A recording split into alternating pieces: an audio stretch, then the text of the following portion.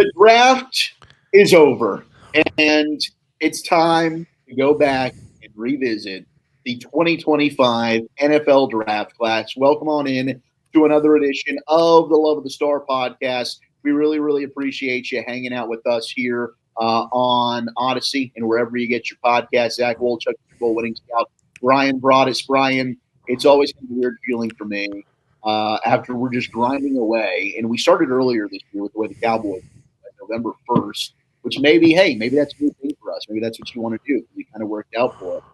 We're watching players. It's like every night I'm having FOMO. Like I need to make sure that I'm setting time to watch a guy. You don't want to fall behind. And now the hay's in the barn. The draft's come and gone. It's over. Now we're just kind of reflecting on the body of work and the class the Cowboys have put together. Yeah, it is. There's some finality to this. I hope I'm using the right word, but when it happens at a couple different times, in the NFL season, when you're in a situation where you're playing all these games and then all of a sudden either the season comes to an end because your record's not good enough, or you get into the playoffs and then you lose a game and then your season just halts right there. So all the work that you're put into it, just like, you're driving 200 miles an hour, like in NASCAR, and you just hit the wall and stop. And it's a little bit like that too with the draft. You're right. We start on this, we got a little bit of an early jump because the Cowboys season wasn't going along very well. It didn't look like they were going to make the playoffs. All the things were kind of, going south for them. So you start working on the draft and, you get along, and every night you get a kind of a rhythm at looking at players. And then it gets closer and closer. And then you're trying to figure out, after you got all the players on the board, you're kind of trying to figure out, okay, what players are they likely going to take? And so you're doing that, and it kind of consumes you in a way. And then for 3 days, for three, long days, you're just going through it and then trying to, and what's so funny is you do all these players, you work on all these players, and for them to only take 8 to 10 of them, but we do the draft and the draft show. We always talk about the pride we have in being able to talk about when other players are taken. And that's why it's so important to me when somebody is taken that you give that player his due. Because I'm like you spend, 35, 40 minutes, maybe an hour looking at players, and to get a grade, you look at a film, and you're like, okay, this player, and then you stack them, you put them with it, you write a report, you take notes, whatever you do, and then, boom, you put that player, you grade them, but you just don't want to go by in the draft and it's not about really like just all the Dallas Cowboy players. You want to talk about, okay, why did I spend 10 hours this week watching tape on players and not talk about them? I just, but yeah, you're right. It's a kind of a crazy, it's this marathon. And then you get to that last point too, and you get it over the finish line. And there is a little bit of that relief that you're able to do it, but man, it was a very, very long journey. And now we're to the point where, we're kind of trying to put some things to bed about some of these teams. I don't think team building is over, but for the draft aspect of it, it really, really is. Yeah, we can. I'll go back and we'll bring up some of the undrafted free agents that they've signed, just so people listening can get the names down on the other side, and then talk about some of the other reports that I saw. But let's break down our thoughts on the class. I know you and Eric on Friday had, reflected on Tyler Booker, the Cowboys' first-round pick guard out of Alabama, pick 12. So we don't have to spend a ton of time there. But then they end up, day 2, Donovan Ezeraku, the edge from Boston College, who tremendous value there. Savone Ravel, the cornerback from East Carolina. I think you had a first-round grade on him. I had him as the 18th best player. Ezeraku I had as my 37th best player. I thought where they got him was tremendous value as well. Honestly, I thought about putting him even higher than that. I thought that he was very, very good, one of the better edges in this class. They got a nice haul, in my opinion, on day 2, Brian. Yeah, it was kind of it was interesting because if the way my stack fell, the numbers went 37 at the top, 25 in the middle, and then 11 with the third player. So it's kind of you would think that it would be in reverse order, where you would take player 11, then 25, and then 37 as your board goes down. But on my board, it was actually reverse. I had Ravel as my 11th best player. My board's out there, my stack's out there on 105.3 The Fan. I hope the people who are interested took the opportunity to kind of look and see how I had some of these guys rated.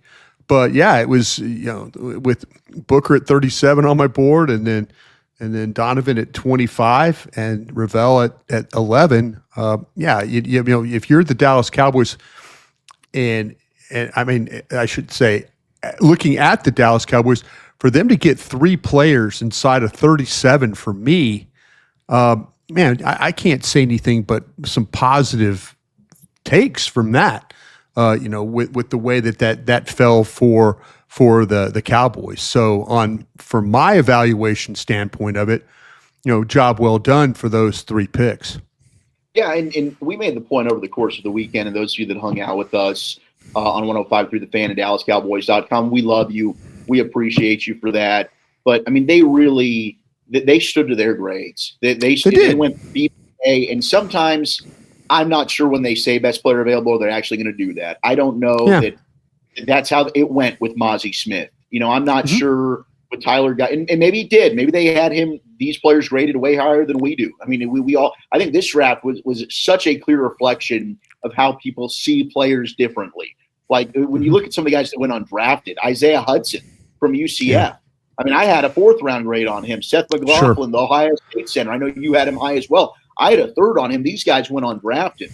But where the Cowboys selected, I think, all their guys, not only Ezeraku, who I thought was right where he should have gone, Ravel, tremendous value. Blue, I had in the 4th. They get him in the 5th. Johnny Cornelius, I had a 4. They got him in the 6th. Jay Toia, I had him in the 5th. They got him in the 7th, right? Like, I thought they really got tremendous value, and they did not say, hey, we got to get a wide receiver. We got to make sure we get a running back. If there were players that they had rated higher, they went ahead and took those guys. And I commend them for going about that, because I think that's how you come away with good draft classes. Yeah, I agree with you, Zach. I know we had Ross Winchy, the national scout for the Cowboys, had an opportunity to visit with him. I encourage, if you didn't get up with us on Saturday morning and catch the hour from 10 a.m. to 11 a.m. And then even we had Coach Whitecotton in as the first round was starting. So, a lot of conversations back and forth. But I asked Ross Winchy, it just appeared to me that, and Zach, I'll take blame for something that happens in the scouting media world. I'll take blame. We talked about receiver. We talked about McMillan. We talked about Golden. We talked about Abuka. We talked about Burden. We talked about I'm just going to keep repeating the same name over and over. We talked about, well, if they don't take McMillan, why do they take Golden? Wait a minute. What's wrong with Burden? Why wouldn't you take Burden?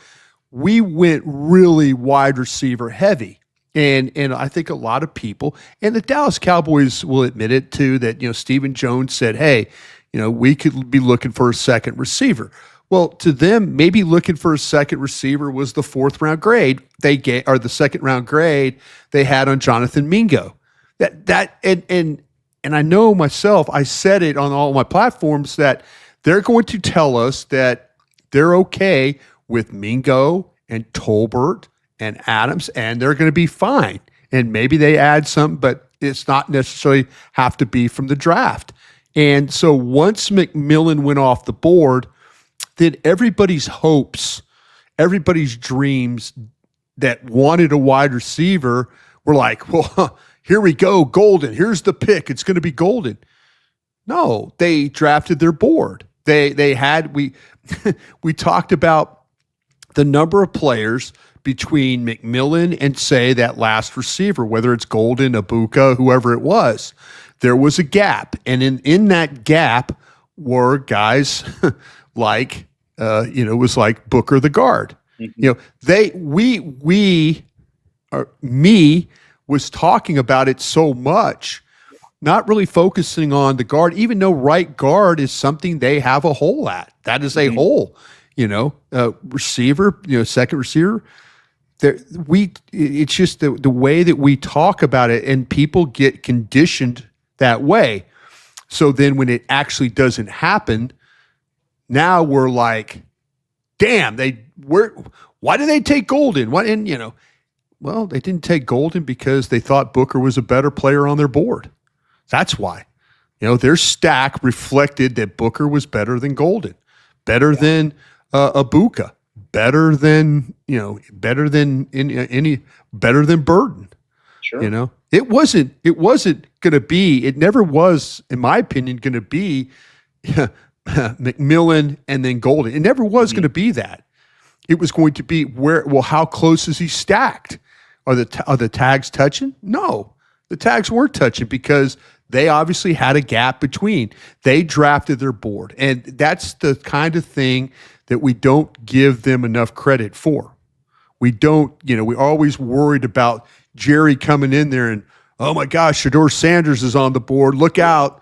Jerry's going to throw the big grenade into the middle of the room, and everybody, it's going to be that.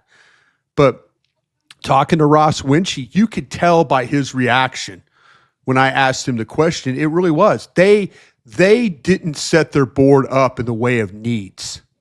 They set their board up to how they would take the players. Yeah. And Azaraku is a great example of that. Sure. An edge need there? No. He's one of the top players we got on our board. So I really do believe when they sat down and put their board together and then, okay, let's go draft, their board, they took exactly how their board reflects they should take those players. And I think we were pretty stunned when they said, like, hey, we don't have our board finalized yet. And then in the post-press draft pressers, you kind of got more of an understanding of that. Brian Schottenheimer talked about, like, disagreements that we had on. We took it seriously. We went back. We went back and watched more tape. We talked with the scouts. We talked because they wanted to make sure that they had the board right. They had this in order, and you've talked about this, of how you will take the players. Why else do you stack them?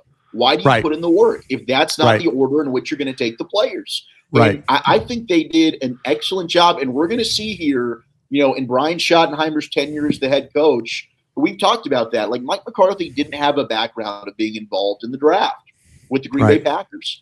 Maybe that was a negative, why you haven't had great drafts. I'm not putting this all on Mike, but the Cowboys do have a collaborative effort, and they do care about their coaches' opinions. And it does sound like Brian Schottenheimer was very involved, did his homework, was invested, and he's been doing this for 30 years. He's a football lifer. He knows what being part of a draft room looks like, what building a board is like. And I think that this sounds like a very collaborative effort, and I'm excited to see how this class pans out.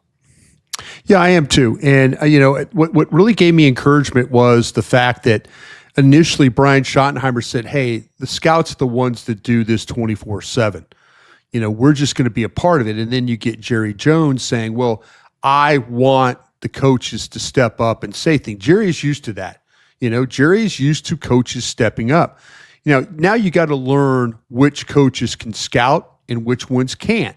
And then when that coach has an opinion, if a coach comes in there and has a really good opinion and you feel like, man, this guy's really clicking on these players, then that's the guy you listen to. But if there's a coach in there that's not very good and is kind of way off base, Jerry didn't has, or Steven or Will has the ability to say, okay, well, thank you very much, coach. And then you kind of move to the next player.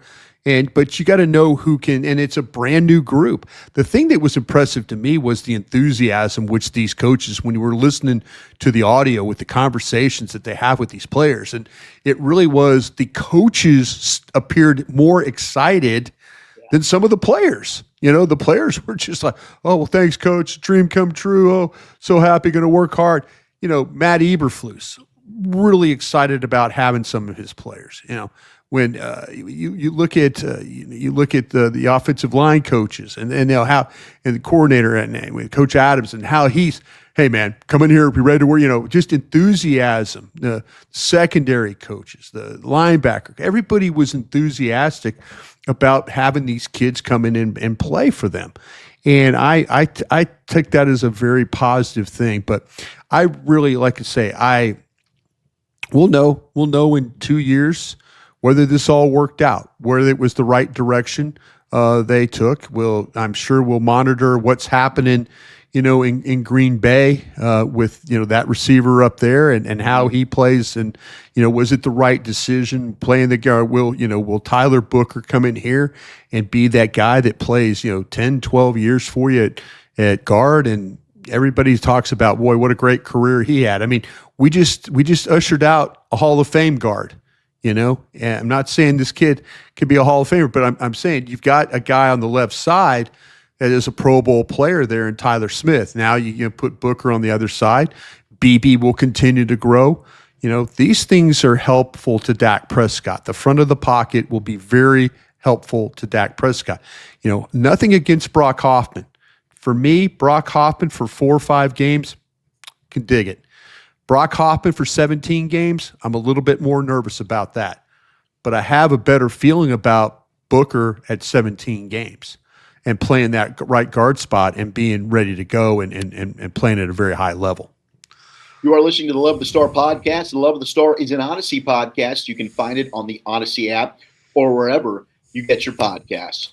Running back, this class was very, very deep, Ryan. It stretched. Yeah. Jerry talked about that afterwards, maybe why they felt even more comfortable about, hey, we got a player here. We're going to take him. He's better than the backs. We're not going to press the issue. We did hear, and I had heard whispers of this on Friday, which is why I was kind of pounding the drum that I think Quinshon Judkins out of Ohio State is going to be the guy. Yeah, you sure did. You sure did. I believe they had a first-round grade on Quinshon Judkins. And if he had have been there, I think he would have been the pick at 44. But as we expected, boom, he goes early to the Browns. TreVeyon Henderson then goes off the board very, very quickly to the New England Patriots. So maybe the running backs they were considering there at 44, they're gone. So you take it Donovan Ezeraku, who is a hell of a player. And one thing in talking with Aaron Whitecotton, he was stressing the importance of rotations.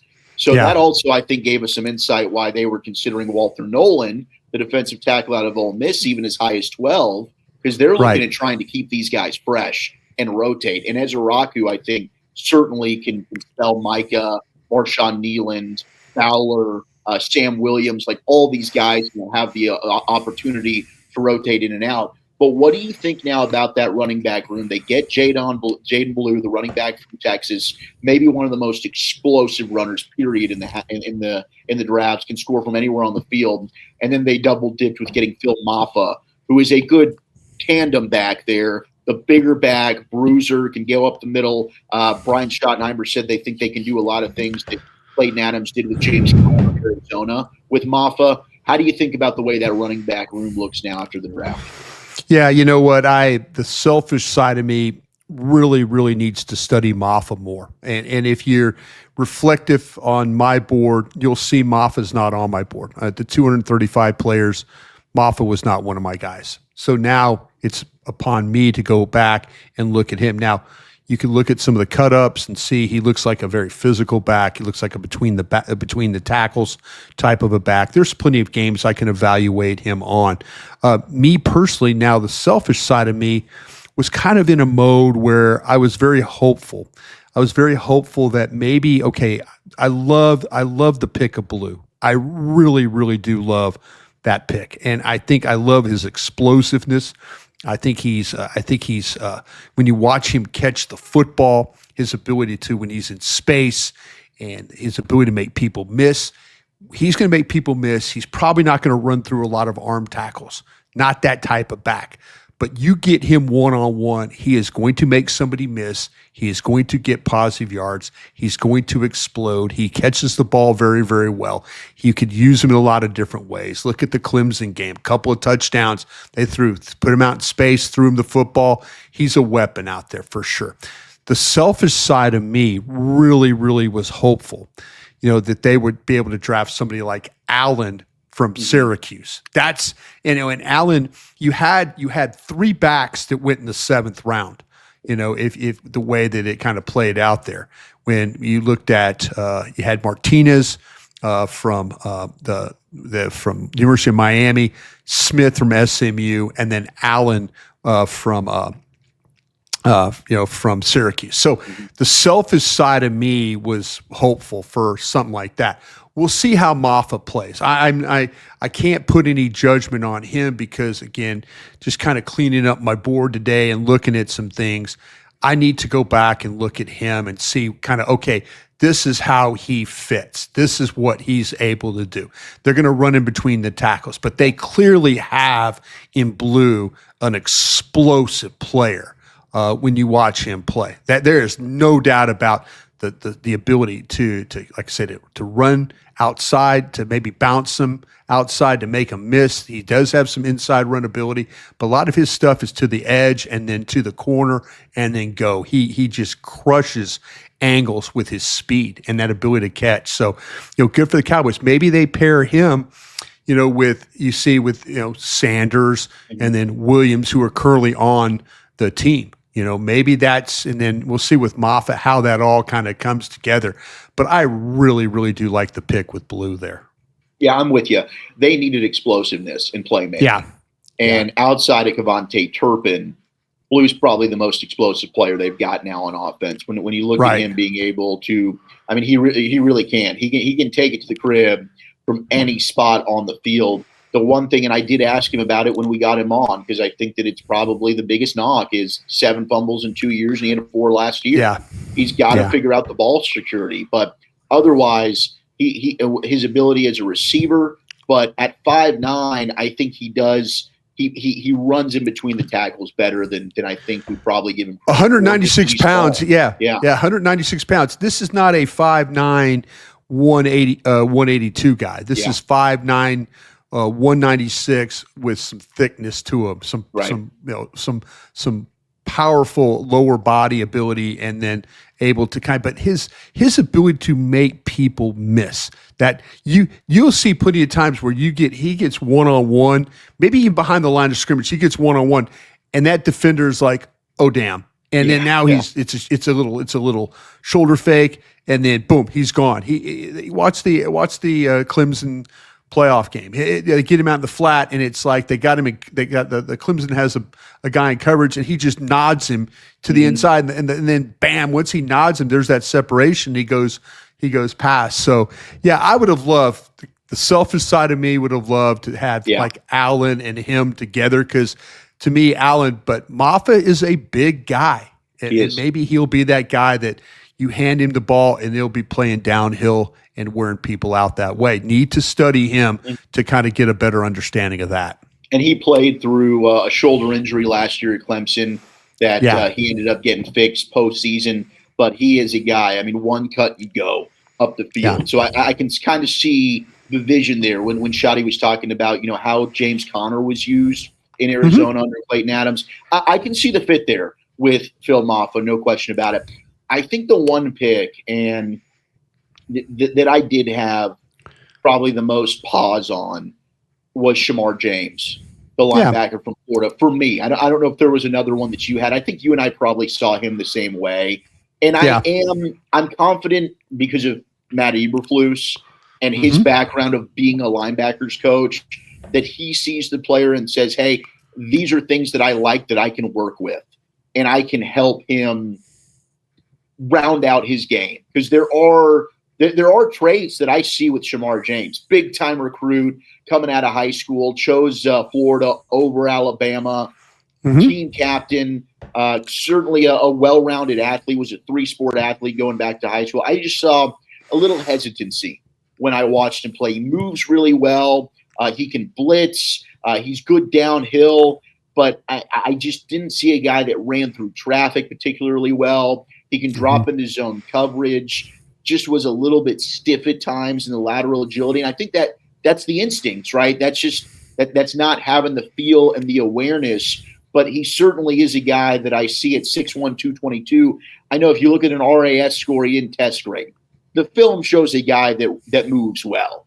He runs well. Like he can cover ground. But I'm hopeful, hey, they got a plan for him, and they'll be able to get more. I also heard that he was playing through some stuff last year at Florida as well. But that was probably the pick that I just personally, the selfish guy in me, I had other linebackers I probably would have taken there over Shamar James. Yeah.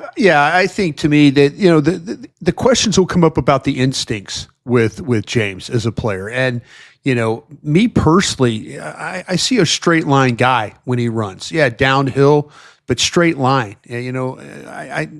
Does he really have the redirection skills that you maybe need to play, linebacker in the National Football League? And, that's some things. I think some of the tape that I saw, maybe there was some questions about that. I kind of saw him lose the ball in the running game. I kind of saw receivers work around him in the passing one. What I think the best fit for him to be is a will linebacker, because the one thing you could do with this guy is he's got the ability to play fast downhill. Mm-hmm. He's actually a pretty damn good pass rusher, a blitzer, that kind of a guy. So maybe you could get him in some stuff, get him in some of the games where he could play as a will linebacker, where he doesn't have a lot of responsibility coverage-wise. Maybe it's more about running to the ball. Maybe it's about blitzing. Maybe it's about being that guy until he can kind of develop some instincts to his game. He might not ever develop instincts. I might be completely wrong about his instincts, but the tape looked like there was some times where, as you said, a little bit of that hesitation with him. But play him as a will linebacker. Let him be a kind of a slippery player there. Let him get to the quarterback. Let him tackle. Let him run. Let him burst. Those are the things that he absolutely can do. And then maybe you can get the other stuff to kind of come as he gets more acclimated to what you want to do to him scheme-wise. Well, what's going to help him is the J Toia pick, and I hope I said your last name right, JT. I know I'm going to have to practice my Haka for when I get to see you. By the way, that was you talk about funny moments where, and you know what, I give you credit for trying to do something that we don't always do, but when you and I work together at 105.3 The Fan and our show, we always try. You could ask question after question, scheme, why scheme. But when you try and make something a little personal, like when I asked Blue about who has the better hands, mom or dad, who gave you the better hands, he's like, well, yeah, I've always, you try and make it just a little fun. And with a rugby background, you would figure that maybe, but it didn't work out all that well. So it was funny. It was really funny audio. It was really funny audio. But it was one of those times where you're going to have to wear this one. I think you're going to have to wear it. Oh yeah. I got the egg on my face, 100%. I'm going to have to. My apologies to Jay and the family there. I love you, and I love him as a football player because he's going to help. You want to talk about let's get those linebackers clean.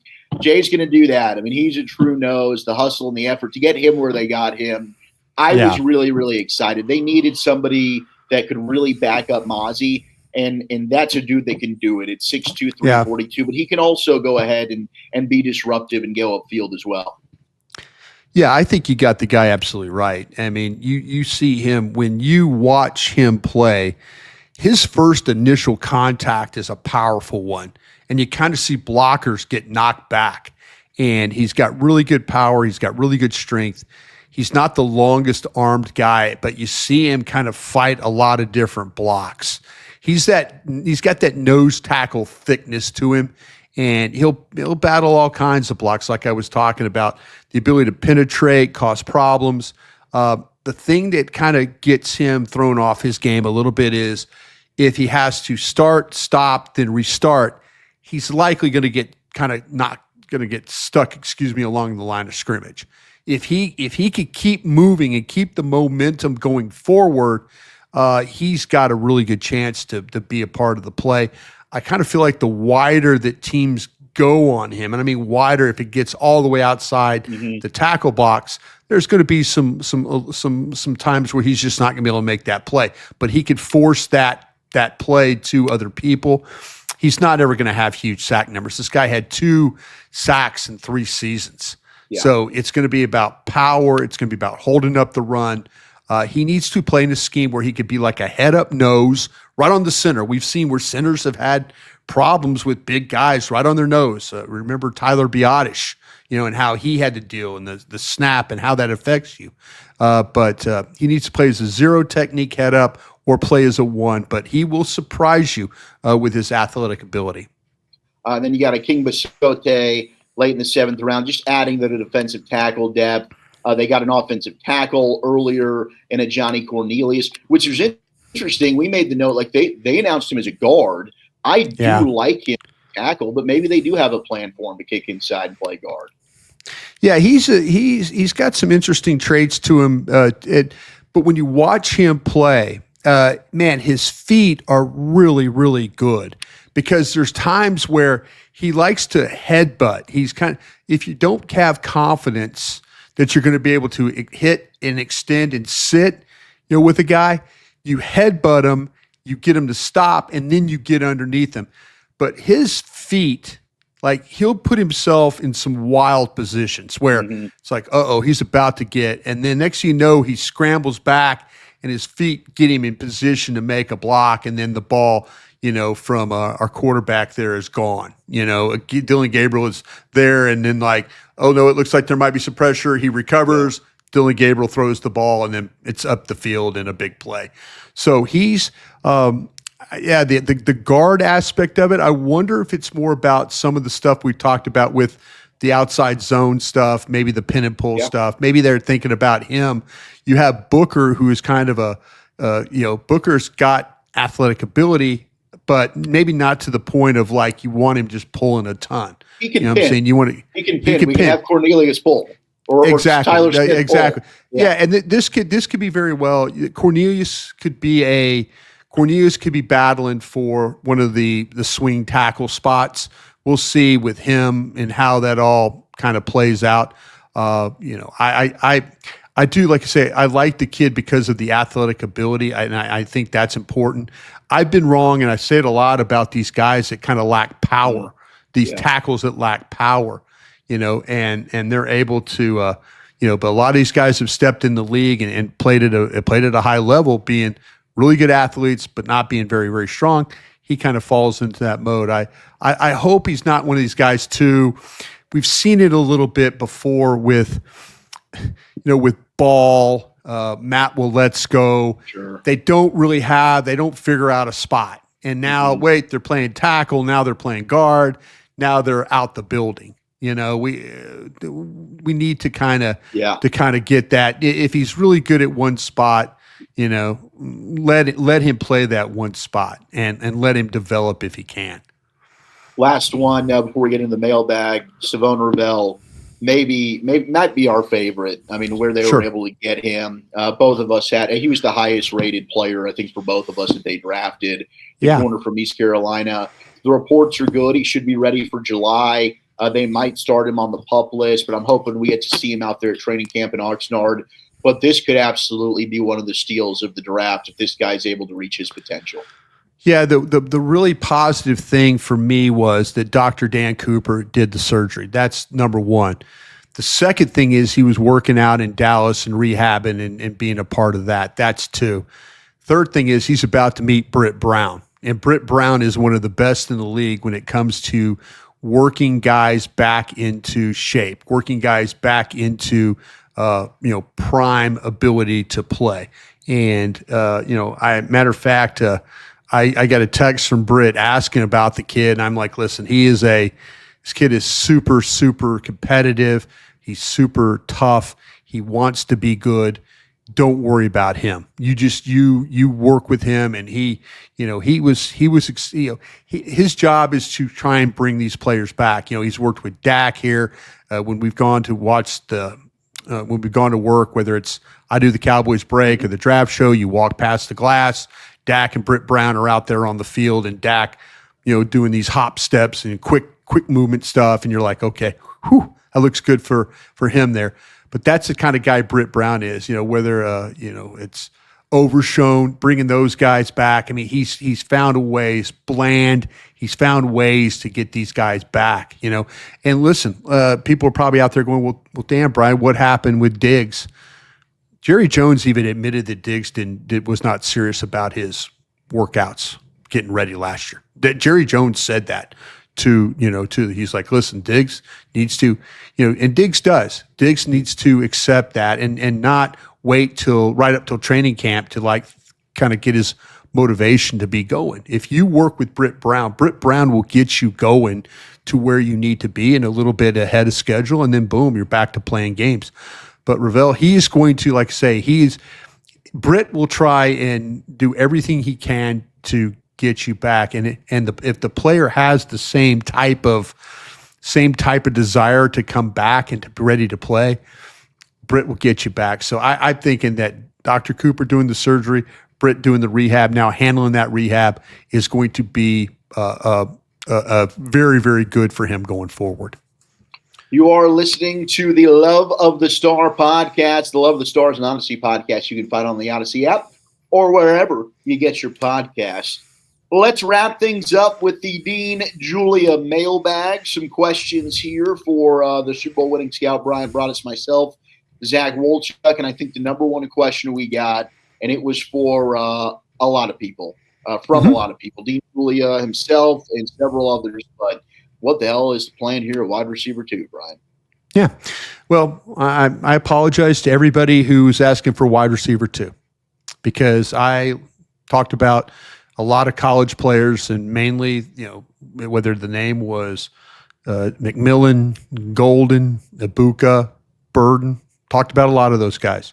We had a lot of shows where we were talking about, and the Cowboys, but I also alerted you to this.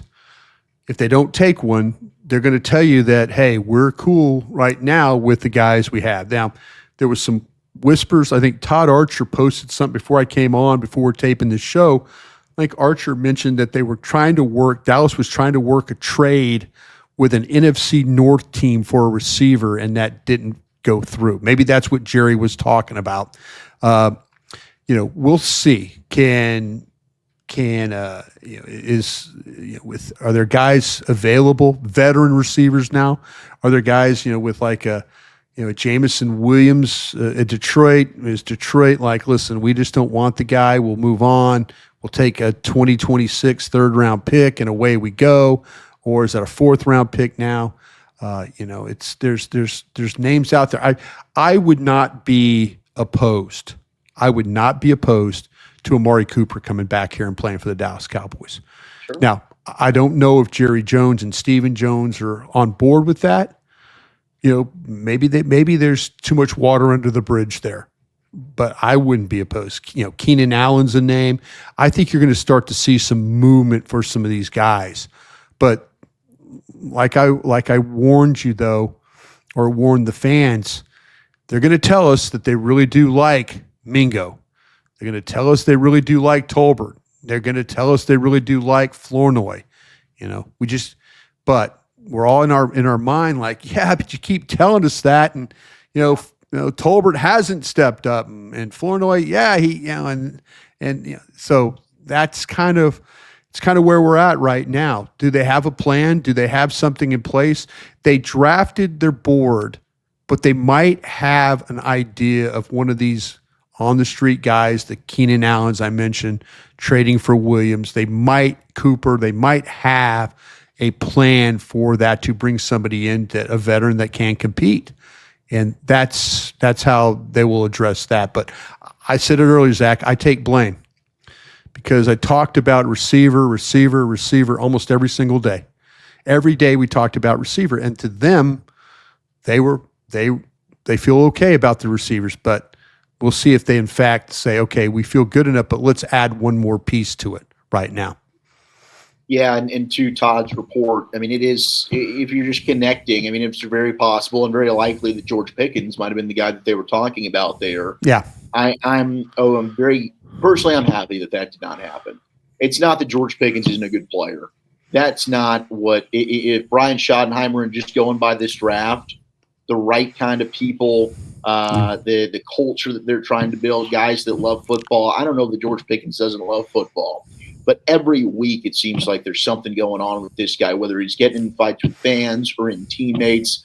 That sounds like a guy that I personally would not want around my football team.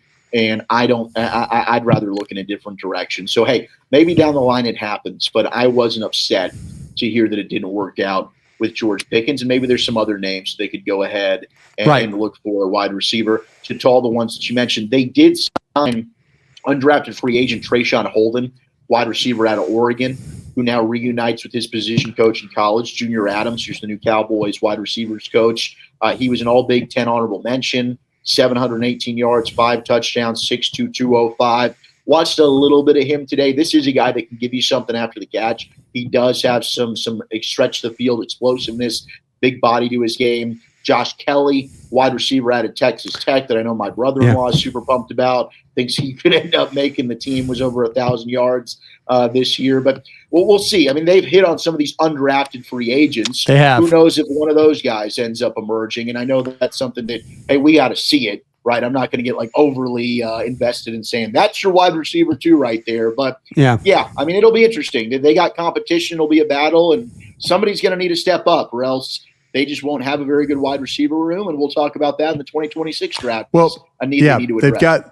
They've got one of the best wide receivers in the league when you start to talk about CeeDee Lamb. What would really, really help is if Ferguson gets back to his old self. Now, there's some people that believe that Ferguson, that concussion really affected him and the way that he's playing. And he's always been a violent player, but can you get him going once again like you did? You know, having these tight ends, having a guy like Blue coming out of the backfield catch the ball. And I'm not just talking about screens. I'm talking about legitimate downfield type plays, getting him involved. So, you know, hopefully they can find ways. But yeah, if it's Pickens, if it's Williams, if it's Cooper, if it's Allen, there's names. We'll see if, in fact, that they go to one of those names.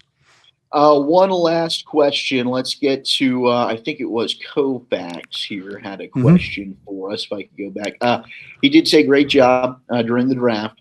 Realistically, how many of these picks do you think make the team and play a role?